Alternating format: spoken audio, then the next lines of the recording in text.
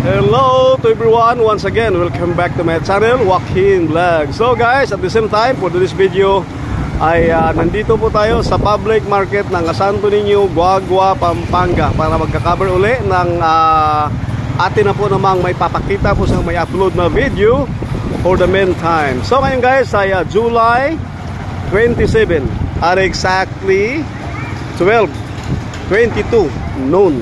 Alright, so ngayon guys, dahil medyo high tide na po kasi, ganito na po ang sitwasyon guys. Dati kanang umaga ay medyo mas mababa po rin ng konti, dala nga po ng hindi po siya high tide. Pero sa ngayon guys, ay halos tumaas po siya ng mga 3 pulgada po ang pagtaas po dito. Kaya medyo ang mga sasakyan na hindi naman talaga kataasan, medyo naglalaylo na po sila makapasok po ng area na to dahil medyo mas malayo na po. Maliban lang po sa mga 4-wheelers po na katulad po nito. Alright, so dahil medyo mahaba siya, malaki at mataas, so wala pong problema sa kanya kahit iikutin niya to ang buong public market. Okay, so yan pong building sa ito. Yan po ay Victory Mall na halos meron na rin pong mga ilang buwan na ginagawa. So sa ngayon, ito. At sabi po ng karamihan guys, natin po napagtanungan dahil nasa side kasi guys, kaya hindi po sa talaga natin makukuha ang paano po ang sitwasyon. Pero sa ngayon guys, ay tuloy-tuloy pa rin po ang operasyon po ng ginagawa po nilang Victory Mall ng Guagua, Pampanga. Okay, tuloy-tuloy pa 24 hours. At ayon po sa ating napagtanungan, ito na po ay pipiliting matapos hanggang December. Kumbaga pahabol hanggang Pasko guys, upang sa ganun siguro mas maganda ang entrance o pagpasok po ng kanilang businesses. Alright, kaya nakabakod po ito ng long span na kulay blue. Kaya bali paikot po ito guys hanggang doon. Pero ganun man guys, ay tuloy-tuloy pa rin po ang lubog mula pa rito sa ating kinatayan guys. So guys, bagus, hindi pa naman talaga siya umaabot hanggang tuhod. Pero sa mga mabababa pong masakyan, katulad ng mga e-bike o mga motorcycle, ay hindi po talaga siya aprobado pa na mag-standby tayo, dumaan po tayo sa ganitong sitwasyon. Kumbaga, iwas lang po tayo at safety first bago po ang lahat. Alright, so ganyan po siya guys. Ito pong daan na to ay papunta po to ng Bangkal or Sismuan. Pero sa may banda ng Sismuan guys ay medyo may kalakihan po talagang tubig na medyo iniingatan po ng karamihan na hindi mo muna dumadaan dahil nga po excuse po sa napakadelikado po talaga. Okay, so yun po dating K11 guys. K11 na dati po yung Good Luck noon supermarket. Pero ngayon dahil naalis na po sila, mga ilang taon na po nakalipas, naging K11 na po siya.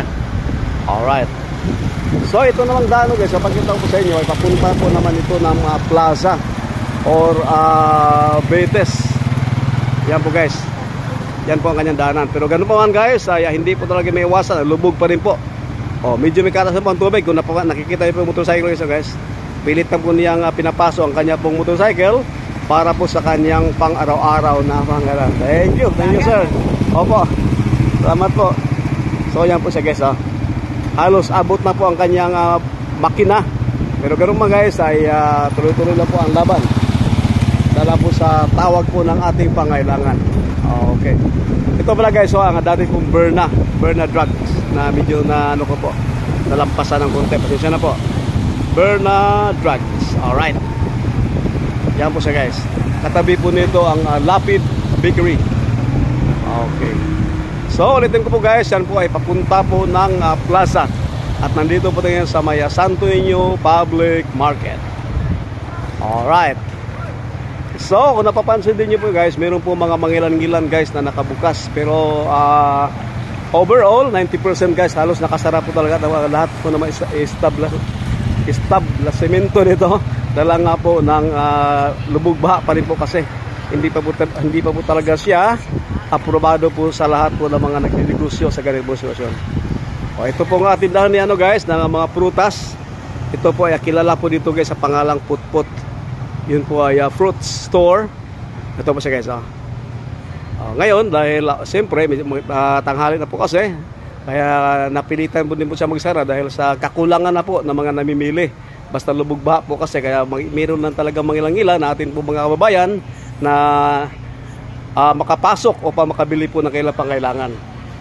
Alright, so ganito lang guys. Maraming salamat po sa inyo po ng aking long form video. At ulitin ko po, ito ang ilingkod, Joaquin Vlogs. At sana po ay huwag po sanang kalimutan mag-follow and share. your content creator. Once again, from Gaugao, Manga, Philippines, Joaquin Vlogs. Thanks for watching. God bless and bye-bye.